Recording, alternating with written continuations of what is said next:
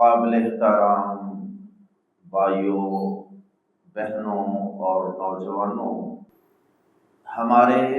رب نے ہمیں پیدا فرمایا اور پیدا کرنے کے بعد ہمیں کس طرح زندگی گزارنی ہے اس کی تمام رہنمائی، تمام گائیڈ لائن اس قرآن مقدس میں اللہ رب العزت نے نازل فرما دی۔ بالکل اس طرح جس طرح دنیا میں ایک مشینری بنانے والا انجینئر، اس کا مینوفیکچرر، وہ اس مشینری کے ساتھ، وہ اس ریفریجریٹر اے سی کے ساتھ ایک چھوٹی سی بکلیٹ دیتا ہے کہ اگر اس بکلیٹ اور اس کتابچے کی روشنی میں اگر تو تم اس مشینری کو استعمال کرو گے تو یہ لمبے عرصے کے لیے تمہارا ساتھ دے گی، یہ تمہیں بار بار پریشان نہیں کرے گی اور یہ خراب ہونے سے بچی رہے گی۔ لیکن اگر تم اپنی مرضی کرو گے، جس طرح مشینری بنانے والے نے کہا ویسے استعمال نہیں کرو گے تو یقیناً وہ جلدی خراب بھی ہو جائے گی، جلدی اس کا جو اندر میکانزم ہے وہ سارا خراب ہو جائے گا، اور تمہیں وہ مشینری یا تو بار بار ورکشاپ پہ لے کر جانی پڑے گی یا پھر بہت جلد اسے تبدیل کرنا پڑے گا ایک نئی مشینری کے ساتھ۔ بالکل اسی طرح ہم اللہ رب العزت کے بندے ہیں اور ہمارے متعلق اس سے بہتر کوئی نہیں جان سکتا ہمارے ویک پوائنٹس کو، ہماری خوبیاں، خامیاں اور ہمارے مسائل اور ان کا حل کیا ہے، یہ اللہ احکم الحاکمین سے بہتر کوئی بھی جاننے والا نہیں۔ حتیٰ کہ ہم خود بھی اپنے متعلق اتنا نہیں جان سکتے جتنا کہ ہمارا رب ہمارے متعلق جانتا ہے۔ دنیا جہان کے ماہرین انسان پر، اس کی نفسیات پر اور اس کے مسائل پر جتنی مرضی ریسرچ کر لیں، سارے مل کر صدیوں سے ریسرچ کر رہے ہیں، اور ابھی اللہ بہتر جانتا ہے یہ ریسرچ کب تک چلے گی۔ ساری تحقیقات اور ریسرچ کے بعد بھی انسان جتنا انسانوں کو جانیں گے، انسان کے مسائل کو انسان جانیں گے اور اس کے متعلق قانون سازیاں کریں گے، ان سے کہیں بہتر، کہیں زیادہ اللہ احکم الحاکمین انسان کو اور اپنے بندوں کو، ان کے مسائل کو اور ان کے حل کو اور اس انسان کی کمزوریوں کو جانتا ہے۔ انسان کی کمزوریوں میں سے ایک کمزوری جو اللہ رب العزت نے اس انسان کے اندر پیدا کی ہے، اور اللہ پاک نے تو خود ہی قرآن میں کہہ دیا خلق الانسان ضعیفا، انسان کو ہم نے پیدا ہی کمزور کیا۔ جب اللہ پاک نے اس کو پیدا کیا تو اس کے اندر کئی قسم کی کمزوریاں، ویکنیسز رکھی ہیں، لیکن ان کمزوریوں کے ساتھ نمٹنے کا اور ان کمزوریوں کے جو سائیڈ ایفیکٹ ہیں اور نقصانات ہیں ان سے بچنے کا طریقہ بھی خالق کائنات نے خود بتا دیا۔ ان کمزوریوں میں سے ایک کمزوری انسان کی جنسی خواہش ہے۔ ہر انسان، مرد ہے یا عورت، اللہ رب العزت نے انسانی نسل کو آگے بڑھانے اور جاری رکھنے کے لیے ان کے درمیان آپس میں ایک کشش اور ایک اٹریکشن کا رشتہ قائم کیا۔ اگر یہ اللہ پاک نے یہ انسان کے اندر یہ کمزوری نہ رکھی ہوتی، یہ کشش کا سلسلہ نہ رکھا ہوتا کہ جس کے ہاتھوں انسان مجبور ہو جاتا ہے، تو کس نے شادی کرنی تھی؟ کس نے اپنے اوپر شادی کر کے اتنی ذمہ داریاں لینی تھی؟ عورت بھی اپنے اوپر اتنی ذمہ داریاں لیتی ہے، مرد بھی لیتا ہے۔ سبب کیا ہے؟ سبب یہ فطری خواہش ہے جس کو پورا کرنے کے لیے انسان نکاح کا رستہ اختیار کرتا ہے، اور یہ نکاح کا جائز رستہ خالق ارض و سما نے ہمیں اپنی اس کتاب مقدس میں دیا ہے۔ اب اگر انسان اللہ پاک کے احکامات کے مطابق اپنی اس جنسی کمزوری کو استعمال کرے گا اور اس کو کنٹرول میں رکھنے کی کوشش کرے گا تو وہ خود بھی پرسکون رہے گا اور اپنے پورے معاشرے کو جہنم بننے سے بچا لے گا۔ لیکن اگر خدا نخواستہ وہ شیطان کے ہتھے چڑھ جاتا ہے، وہ پیارے نبی صلی اللہ علیہ وسلم کی تعلیمات کو کوئی اہمیت نہیں دیتا، وہ قرآن مجید کی سورۃ الاحزاب، سورۃ النور، سورۃ البقرہ کی تعلیمات کو پس پش ڈال دیتا ہے، تو پھر اس کا نتیجہ وہی نکلے گا جو آج پوری دنیا میں، پاکستان، انڈیا اور دیگر ممالک سمیت پوری دنیا میں جو نتیجہ نکل رہا ہے۔ آئے روز جنسی تشدد کے واقعات، جنسی استحصال کے، اور بچوں کو، عورتوں کو، کم عمر، زیادہ عمر، بوڑھے، جوان، کوئی بھی اس سے محفوظ نہیں، بچے بھی محفوظ نہیں، بچیاں بھی محفوظ نہیں، کم عمر بچیاں چند مہینوں اور چند سالوں کی پھول اور کلیاں بھی محفوظ نہیں ہیں۔ انسان جب اللہ تعالیٰ کے احکامات سے نکل جاتا ہے، جیسے شیطان کے متعلق اللہ پاک نے کہا فَفَسَقَ عَنْ أَمْرِ رَبِّهِ، وہ اپنے رب کی اطاعت و فرما برداری کی حد سے نکل گیا۔ تو جب انسان بھی اللہ تعالیٰ کے احکامات کی حدود سے نکل جاتا ہے، بغاوت اور سرکشی کی زندگی گزارتا ہے، پھر یہ جانور تو کیا، جانوروں سے بھی بدتر زندگی گزارتا ہے۔ اولئک کالانعام بل ھم اضل، پھر یہ جانور بھیڑ بکریوں، بھینسوں، کتوں، بلوں، بندروں، خنزیروں سے بھی بدتر بن جاتا ہے، اس لیے کہ پھر اس کی یہ جنسی ہوس اور خواہش اس سے وہ کام کروا دیتی ہے کہ جو شاید کہ کوئی بڑے سے بڑا گیا گزرا انسان بھی نہیں سوچ سکتا۔ اللہ اکبر۔ پھر یہ اپنے قریبی رشتے، پھر یہ اپنے انتہائی قریبی خونی رشتوں پر بھی جنسی درندگی کے ہاتھ بڑھانے سے اپنے آپ کو نہیں روک پاتا۔ اور آج پوری دنیا کے اندر یہ جو جنسی تشدد کے، یہ جو جنسی آوارگی کے، یہ جو سیکسول وائلنس کے واقعات بڑھتے چلے جا رہے ہیں، بڑھتے ہی چلے جا رہے ہیں، ان کا سبب اللہ کی قسم صرف اور صرف اللہ پاک کی بتائی ہوئی تعلیمات سے روح گردانی اور اعراض۔ انسان آزادی اور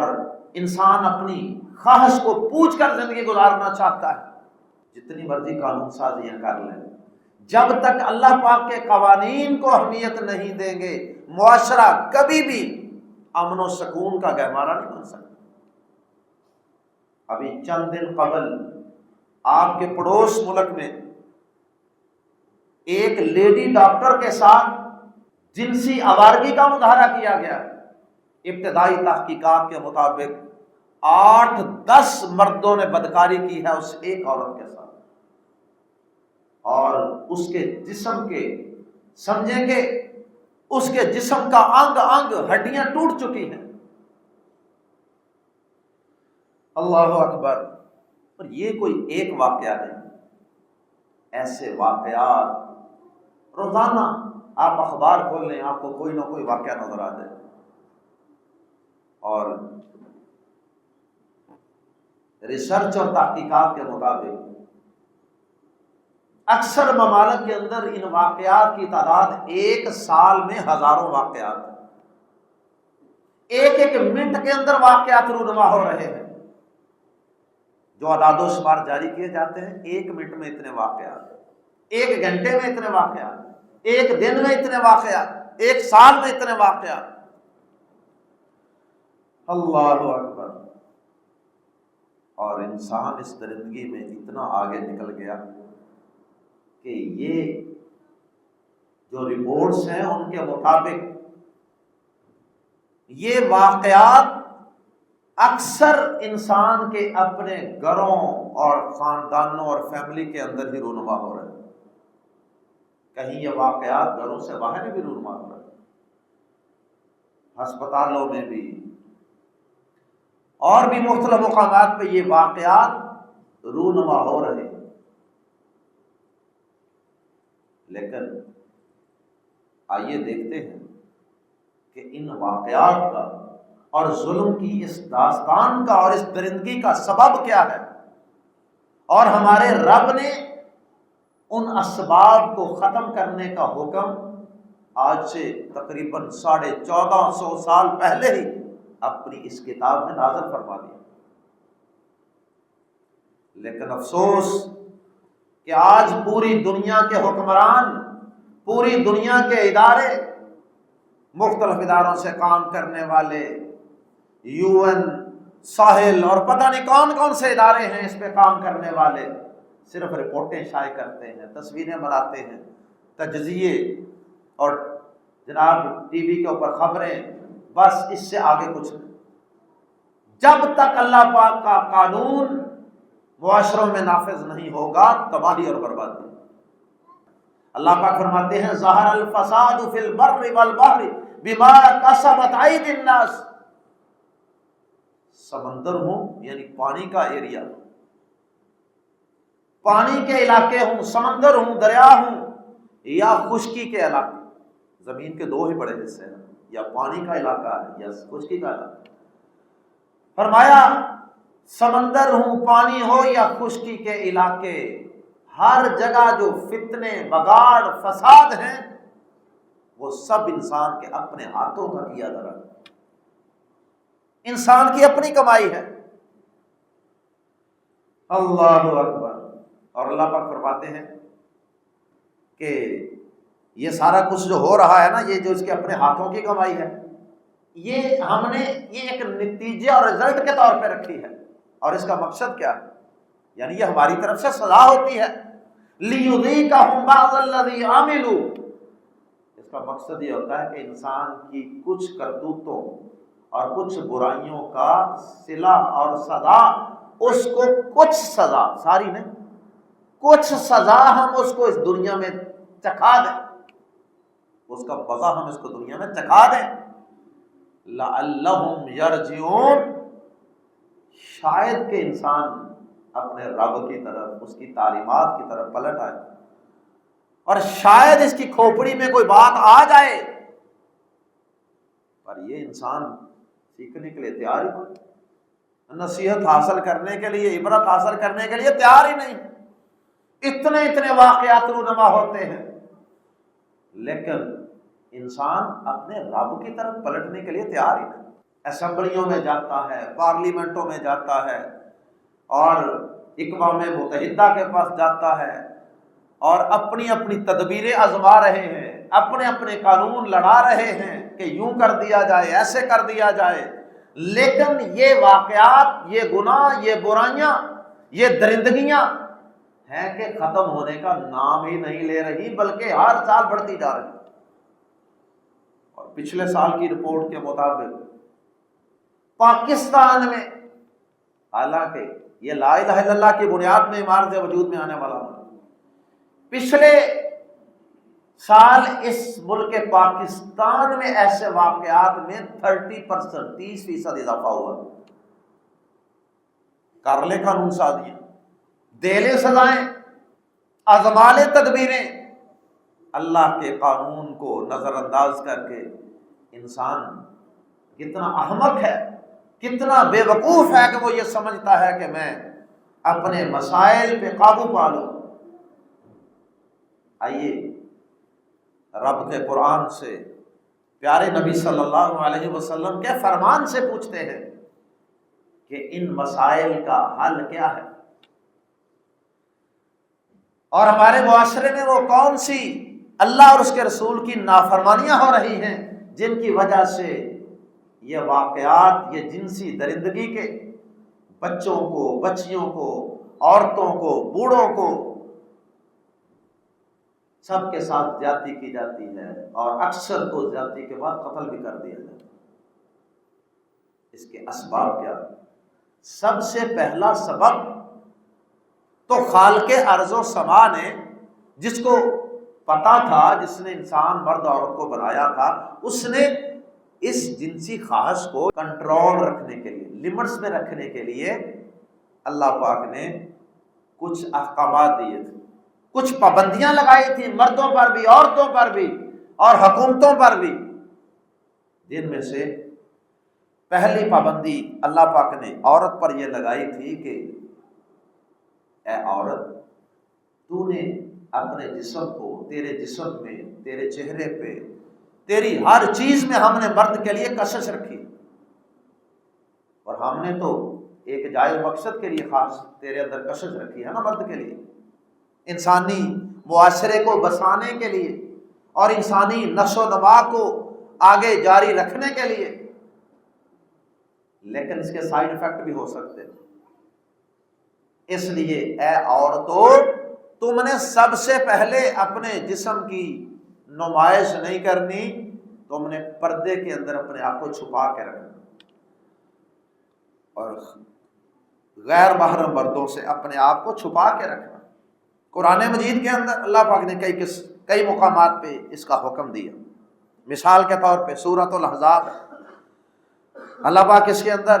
ایمان والی عورتوں کو، نبی پاک صلی اللہ علیہ وسلم کی بیویوں کو، آپ کی بیٹیوں کو، تمام ایمان والی عورتوں کو حکم دے رہے ہیں، یا ایھا النبی قل لازواجک وبناتک ونساء المؤمنین یدنین علیہن من جلابیبہن، اے نبی صلی اللہ علیہ وسلم کہہ دیجئے آپ اپنی بیویوں کو، اپنی بیٹیوں کو اور ایمان والی عورتوں کو کہہ دیجئے کہ وہ اپنے اوپر چادروں کا گھونگھٹ نکال لیا کریں، کونڈ کٹنا جسے کہتے ہیں، اپنے جسموں کے اوپر بڑی چادریں لٹکا لیا کریں پردے کے لیے، ذالک ادنی ان یعرفن فلا یؤذین، اس سے، ایسا کرنے سے، پردہ کرنے سے اس بات کا بہت زیادہ امکان ہے، بہت زیادہ چانسز ہیں کہ یہ عورتیں بدکار لوگوں سے پہچانی جائیں گی، وہ پہچان لیں گے کہ یہ عورت ایسی ویسی عورت نہیں لگ رہی، یہ تو بڑی کوئی شریف عورت جا رہی ہے، اس کی ایسی کوئی مینٹالٹی نہیں ہے، فلا یؤذین، بس جب وہ پہچان لی جائیں گی تو پھر انہیں چھیڑا نہیں جائے گا، پھر ان کے ساتھ چھیڑ خانی نہیں کی جائے گی۔ یعنی اس چیز کے بہت زیادہ امکانات ہیں کہ پردے کی وجہ سے عورت کے متعلق برائی کا خیال مرد اپنے ذہن سے نکال دے، بشرطے کہ وہ پردہ صحیح شرعی پردہ کرے۔ وہ آج کل کا نقاب جو عورت کو اور زیادہ خوبصورت کر کے دکھاتا ہے، بناوٹی قسم کے جو نقاب ہیں، آدھا چہرہ ننگا ہوتا ہے اور آدھا جو ہے وہ میک اپ کے ساتھ آنکھوں کو اور اپنے چہرے کو میک اپ سے بھر کر نقاب کے اندر سے ننگا کیا جاتا ہے، اور آج کل بڑے فیشنیبل قسم کے برقعے جو عورت کو جتنی خوبصورت ہوتی ہے اس سے بھی زیادہ خوبصورت کر کے دکھاتے ہیں، ایسے پردے نہ۔ اللہ اکبر۔ پہلے نمبر پہ پردے کا حکم۔ کیا ہماری کافروں کو تو چھوڑیں، کیا اسلامی ملکوں کے اندر بھی پردے کے احکامات موجود ہیں؟ اگر کافر، اللہ کے باغی نافرمان، اگر اپنے ملکوں کے اندر حجاب پر پابندی لگا سکتے ہیں کہ عورت پردہ نہیں کر سکتی، حجاب نہیں اوڑھ سکتی، اگر کافر جو آزادی کے علم بردار ہیں، جھوٹے علم بردار ہیں، اگر وہ پردہ کرنے پر پابندی لگا سکتے ہیں، تو کیا اسلامی حکومتیں، اسلامی ملک، کیا اپنے ملک کی اسلامی مسلمان عورتوں کو پردہ کرنے کا حکم نہیں دے سکتے؟ یہ بھی تو حکم دے سکتے ہیں نا، یہ بھی تو قانون بنا سکتے ہیں نا۔ اگر تم پردہ کرنے پر پابندی لگاؤ گے کہ پردہ نہیں کرنا، تو ہم پردہ نہ کرنے پر پابندی لگائیں گے کہ کسی بھی مسلمان عورت کو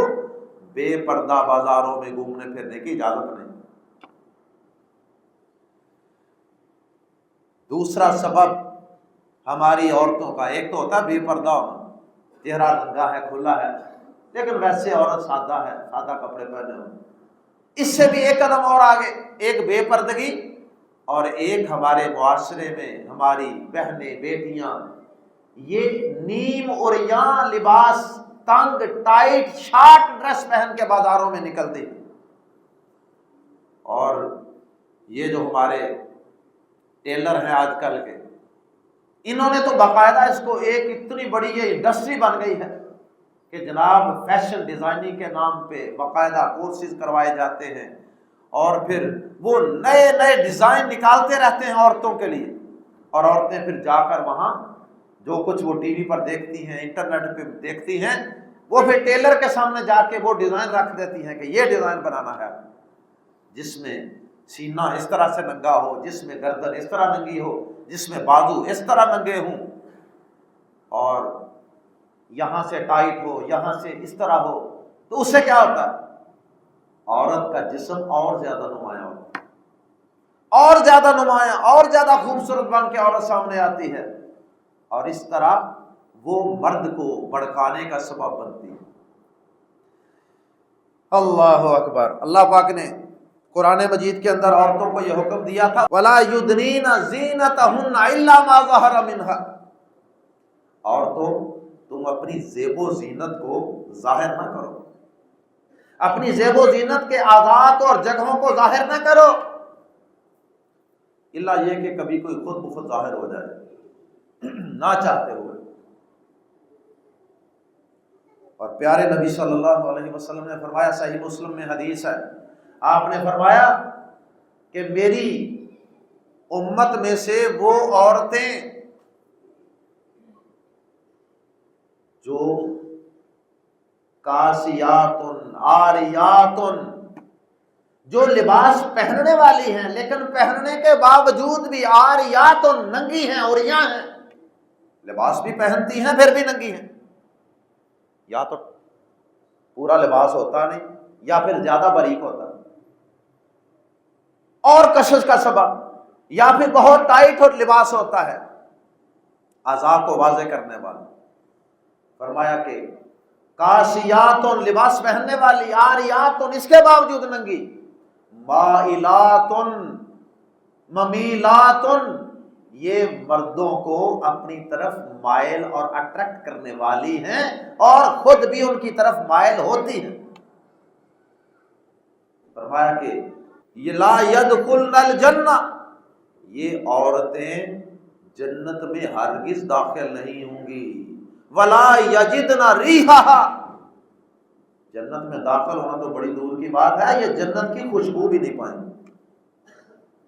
العیاذ باللہ، اتنی بڑی وارننگ ہے، اور ہم یہ سمجھتے رہے کہ اللہ پاک یہ احکامات شاید ہمیں مصیبت میں پھنسانے کے لیے، ہماری عورتوں کو یہ باور کروایا گیا کہ یہ تمہارے اوپر پابندیاں لگانے کے لیے احکامات۔ اب ذرا پوچھو نا، وہ انڈیا کی ڈاکٹر جس کے ساتھ یہ درندگی ہوئی ہے، اس کو ذرا پوچھے نا کہ اللہ پاک کے یہ احکامات اس کی سیکیورٹی اور حفاظت کے لیے تھے یا اس کی آزادی کو چھیننے کے لیے تھے؟ یہ اس کی حفاظت کے لیے تھے۔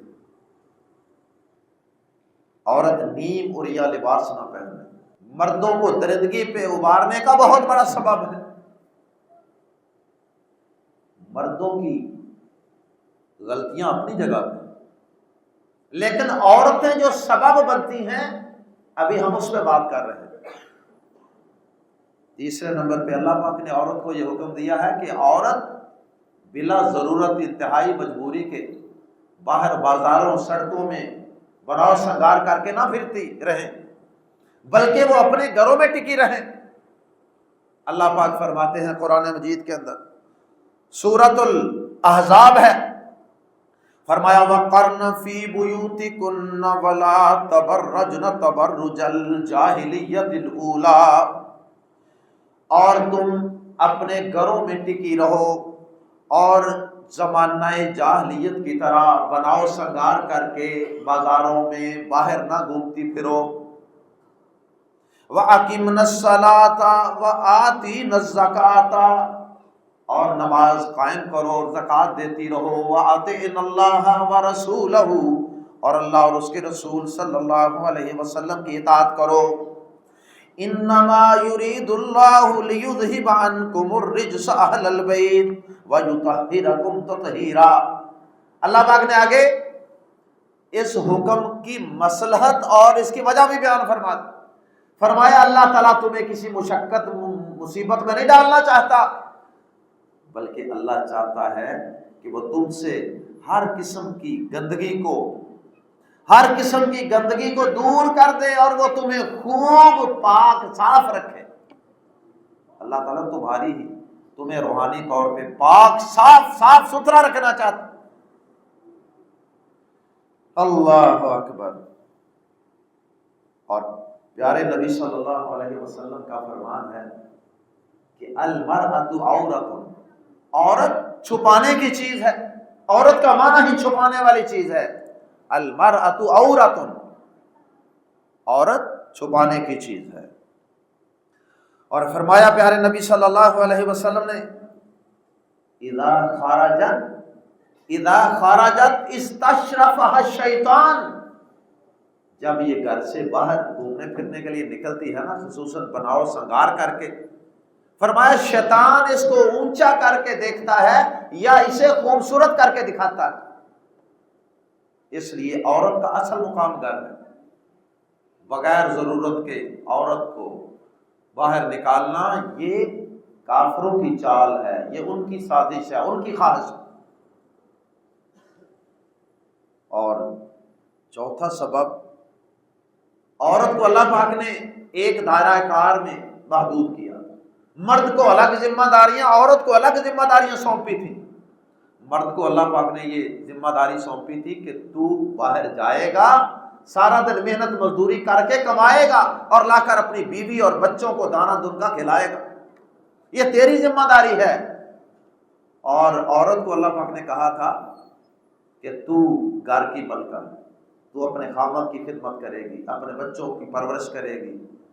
اور بغیر ضرورت کے گھر سے باہر نہیں نکلے گی۔ تیری یہ ذمہ داری، اس کی وہ ذمہ داری۔ اب آج ہماری عورت کو یہ باور کروایا گیا کہ نہیں، جس طرح مرد کمانے کے لیے سارا دن باہر دھکے کھاتا ہے نا، تو نے بھی ویسے ہی کمانا ہے، بالکل اس کے مقابلے میں۔ باوجود اس کے کہ عورت کے لیے پیسہ روپیہ کمانا یہ اسلام کی نظر سے کوئی حرام نہیں ہے، جائز ہے۔ شریعت کی حدود میں رہ کے عورت کوئی ایسا کام کر لے کہ جس سے اس کو ارننگ ہو، انکم ہو، کوئی حرج کی بات نہیں ہے، لیکن ایک جواز ہونا اور ایک اس کو اپنی ذمہ داری سمجھ لیا گیا ہے کہ عورت سمجھتی ہے کہ میں الگ کماؤں گی۔ آج ہر بچی جو اسکول کالج میں پڑھ رہی ہے، یونیورسٹی میں پڑھ رہی ہے، ایک ہی مقصد، پیسہ کمانا ہے بس۔ تعلیم کو تعلیم سمجھ کے کہاں حاصل کیا جا رہا ہے؟ علم جس مقصد کے لیے ہوتا ہے، شعور کے لیے، آگاہی کے لیے، کریکٹر بلڈنگ کے لیے، وہ تو مقصد تعلیم کا ہے نہیں۔ صرف ڈگریوں کا ایک مقصد ہے کہ عورت پیسہ کیسے کمائے، حالانکہ یہ ذمہ داری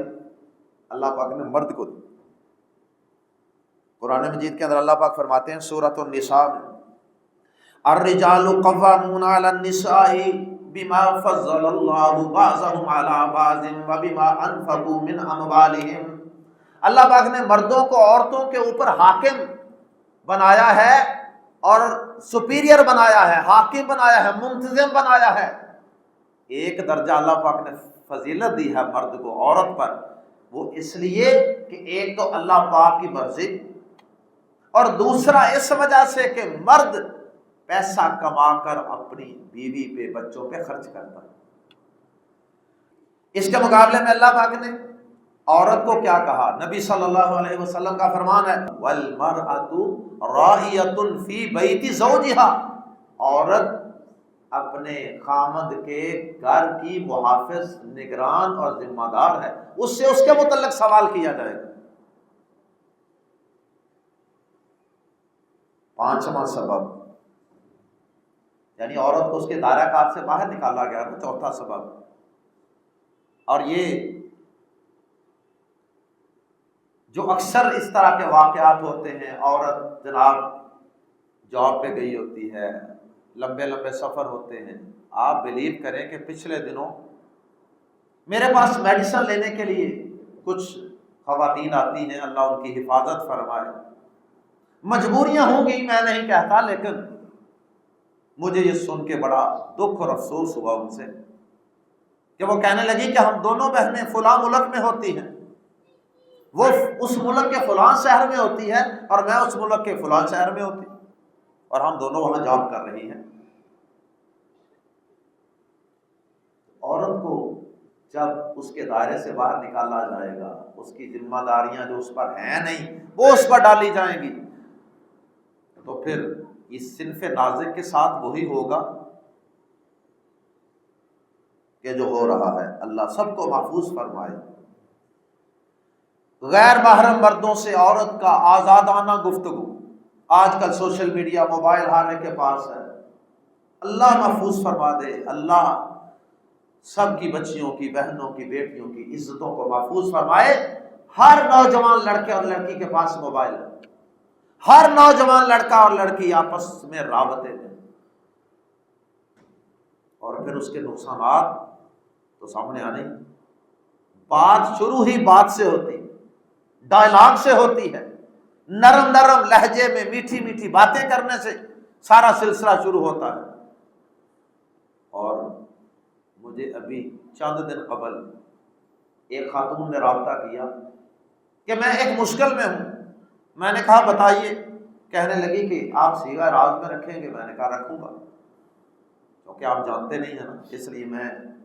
اس راز کو فاش نہیں کر رہا۔ کہنے لگی کہ اس طرح سے مجھے موبائل پہ کالیں آتی ہیں، مجھے میسج آتے ہیں، فلاں ہوتا ہے، میں کسی کو بتا نہیں سکتا، خدا نہ کچھ کریں، بلیک میلنگ کے جناب دھمکیاں دی جاتی ہیں۔ بہرحال الحمدللہ میں نے اس کو مشورہ دیا، اللہ پاک نے اس کے لیے آسانی فرما دی، پھر اس نے شکریہ ادا کیا، بہرحال اس نے اپنی غلطی بھی مانی۔ میں نے کہا یقیناً آپ کی طرف سے غلطی کا آغاز ہوا ہو، پھر اس کو ماننا پڑا۔ یہ جو آزادانہ غیر محرم مردوں سے مزے لے لے کر باتیں ہیں، رابطے ہیں، میسیج ہیں، یہ فرینڈ شپ، دوستیاں، یہ سب آغاز ہوتا ہے اور پھر وہ سارا کچھ انتہا ہوتا ہے جو ہم جنسی درندگی کے نام پہ دیکھ رہے ہیں۔ اللہ پاک نے قرآن مجید کے اندر فرمایا سورۃ الاحزاب میں، ان اتقیتن فلا تخضعن، ان اتقیتن فلا تخضعن بالقول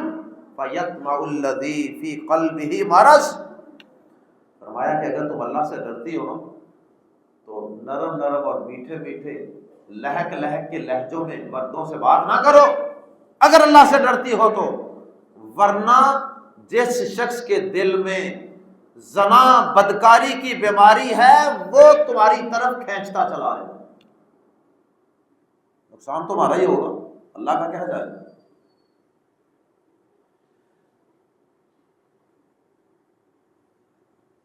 اور انہوں نے قانون کیا بنانے ہیں، یہاں تو فیکٹریوں میں اور اداروں میں اور ریسیپشنسٹ اور اسی طرح کال سینٹروں پہ لڑکیاں ہی ایسی رکھی جاتی ہیں جو زیادہ خوبصورت ہوں، جن کی آواز زیادہ اٹریکٹیو ہے، تاکہ وہ غیر مردوں کو اپنی طرف اٹریکٹ کر سکیں۔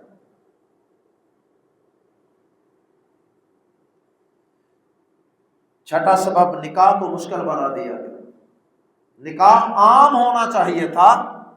تاکہ جنسی خواہش پوری کرنے کا جائز رستہ لوگوں کو دستیاب ہو آسانی سے، بلکہ قرآن نے تو، اللہ پاک نے تو یہاں تک کہا کہ مرد کو ایک شادی کی بھی اجازت ہے، 2 کی بھی اجازت ہے، 3 کی بھی اجازت، 4 کی بھی اجازت ہے۔ اب ہم نے تو اللہ کے اس حکم کو نہیں نہ مانا دل سے، عورتوں میں نے بھی نہیں مانا۔ اللہ تعالیٰ جانتا تھا مرد کی ضرورت کو، اللہ نے کہا کہ اگر یہ ایک نکاح کے بعد بھی اگر اس کی خواہش ہے تو اس کو کرنے دو نکاح، لیکن ہم نے کہا نہیں، نکاح نہیں کرنے دیں گے، ہاں بدکاری کے رستے اس کے لیے آسان کر دیں۔ آج بدکاری آسان ہے، نکاح مشکل۔ اور تعلیم کے نام پر ہمارے نوجوان کتنے کتنے سال بچوں کو یونیورسٹیوں میں پڑھاتے رہتے ہیں، ڈگری مکمل ہو لیں، ڈگریاں مکمل ہو لیں، ایم ایس سی کے بعد ایم فل پی ایچ ڈیاں، ڈگریاں۔ بھائی ڈگریاں مکمل ہوتی رہیں گی، پہلے اس کا ایمان تو مکمل کرو، اس کی عزت کو اور اس کی جان کی سیکیورٹی اور حفاظت کا بندوبست تو کرو، ورنہ پھر کبھی میڈیکل کالج کے ہاسٹل سے ڈیڈ باڈی ملتی ہے، کبھی پھر جناب فلاں چھت سے چھلانگ لگا کے بچی نے خودکشی کر لی ہے، ان کے پیچھے سب یہ جنسی درندگیاں ہوتی ہیں۔ اللہ اکبر۔ اللہ پاک نے قرآن میں حکم دیا سورہ نور میں، وَأَنكِحُوا الْأَيَامَ مِنكُمْ، تم میں سے جتنے بھی بغیر نکاح کے مرد یا عورتیں ہیں نا، ان کے نکاح کرو۔ بیوہ عورت بیچاری شادی شدہ جو ہوتی ہے نا، اس کو طلاق ہو گئی یا بیوہ ہو گئی، خامن فوت ہو گیا، اس بیچاری پر تو ہمارے معاشرے میں بڑا ہی ظلم ہوتا ہے۔ ایک دو بچے لے کر ساری زندگی اس نے ایسے ہی گزارنا ہے، اور پھر وہ اللہ محفوظ فرمائے، پھر وہ جو ایک اللہ پاک نے فطری خواہش رکھی ہے اس کو پورا کرنے کے لیے، پھر وہ چوری چکاری ادھر ادھر سلسلے چلاتی ہے۔ اللہ ماشاء خدارا ایسی عورتوں کے نکاح کرو، اللہ پاک نے حکم دیا۔ رہی یہ بات کہ یہ کرتا کچھ نہیں ہے، یہ کرتی کچھ نہیں ہے، یہ پڑھتی ہے، یہ پڑھتا ہے، نوکری نہیں ہے، جاب نہیں ہے، گھر نہیں ہے، 100 بہانے، اللہ پاک اسی آیت کے آگے فرماتے ہیں، سورہ نور کی آیت نمبر 32 ہے، اللہ پاک فرماتے ہیں ان یکونوا فقراء یغنیہم اللہ من فضلہ، اگر یہ فقیر ہے نا، نکاح کر دو، اللہ اپنے فضل سے ان کو غنی کر دے۔ یہ ہماری سوچیں ہیں۔ نبی صلی اللہ علیہ وسلم نے فرمایا یا معشر الشباب من استطاع منکم الباءۃ فلیتزوج، اے نوجوانوں کی جماعت سن لو، جو تم میں سے نکاح کی طاقت رکھتے ہیں ضرور نکاح کریں، لازم ہے ان پر نکاح کرنا۔ اور آگے آپ نے اس کا فائدہ بھی بیان فرما دیا، فرمایا فإنها اغض للبصر، یہ نگاہ کو نیچا کرنے کا سبب ہے۔ نظریں جو بار بار اٹھتی ہیں نا غیر عورتوں کی طرف، یہ نظروں کو جھکانے کا سبب ہے۔ وَأَحْسَنُ لِلْفَرْجِ، اور شرمگاہ کی حفاظت کا بھی ذریعہ ہے نکاح، جنسی درندگی کو روکنے کا بھی ذریعہ ہے نکاح، لیکن ہم نہیں کر رہے۔ 7واں سبب خلوت کے مواقع، اکثر دفتروں میں، یہ فون کے دفتروں میں، فلاں فیکٹریوں میں، اور اکثر ہاسپٹلز میں نرسیں ڈاکٹر یہ رات کو جناب تنہائی میں ساری رات ایک کمرے میں بیٹھ کے باتیں کرتے ہیں۔ اب یہ جو تنہائی ہے نا ایک مرد اور ایک عورت کی، یہ جلتی پر تیل کا کام کرتی ہے۔ ساری رات ایک دوسرے کو دیکھتے رہنا ہے اور ایک دوسرے سے باتیں کرتے رہنا ہے۔ پیارے نبی صلی اللہ علیہ وسلم نے فرمایا جب ایک مرد اور ایک غیر محرم عورت تنہائی میں اکٹھے ہوتے ہیں، تیسرا شیطان ہوتا ہے، شیطان پھر شیطانی نہیں کروائے گا۔ اگر وہ جائز آرام سے مان جائے گی تو اس کو نام بدکاری اور زناکاری کا دے لیں، جو شاید لوگوں سے چھپ جائے اور شاید ظاہر ہو جائے، اور اگر وہ نہیں مانے گی تو پھر وہ کیا ہوگا، جنسی استحصال، پھر وہ ریپ کرے گا، پھر وہ اور لوگوں کو دوستوں کو ساتھ ملائے گا، زبردستی بدکاری کرے گا، اور اگر اس کو اپنے راز سے پردہ فاش ہوتا ہوا نظر آیا، راز فاش ہوتا نظر آیا، تو پھر اس کو قتل کر کے اس کو کہیں پھینک دے۔ آخری بات، اللہ پاک نے بدکاری، زناکاری کے، جنسی استحصال کے، ریپ کے، تشدد کے جتنے واقعات ہیں، اللہ پاک نے ان کی بڑی سخت سزائیں قرآن مجید میں سورہ نور کے اندر نازل فرمائی۔ اگر جوان ہیں، کنوارے ہیں تو ان کی سزا کوڑے ہے، جلا وطنی ہے، اس علاقے سے نکال دو، اور اگر شادی شدہ ہیں ان کی سزا بڑی سخت ہے، اور وہ ہے رجم کر دینا ان کو۔ یہ سزائیں بھی آج ہماری حکومتوں نے نافذ نہیں کی، سخت سزائیں بھی اس مسئلے کا حل تھیں جو ہم نے نافذ نہیں کی۔ اللہ تعالی ہمیں اپنے ان احکامات پہ عمل کرنے کی توفیق عطا فرمائے۔ اللہ ہماری حکومتوں کو بھی ان قوانین کو، ملک کے آئین کا، قانون کا، قرآن و حدیث کی ان باتوں کو ملک کے قانون اور آئین کا حصہ بنانے کی توفیق عطا فرمائے۔ اللہ سب کے بیٹوں، بیٹیوں کی، بچوں، بچیوں کی عزتوں کی حفاظت فرمائے۔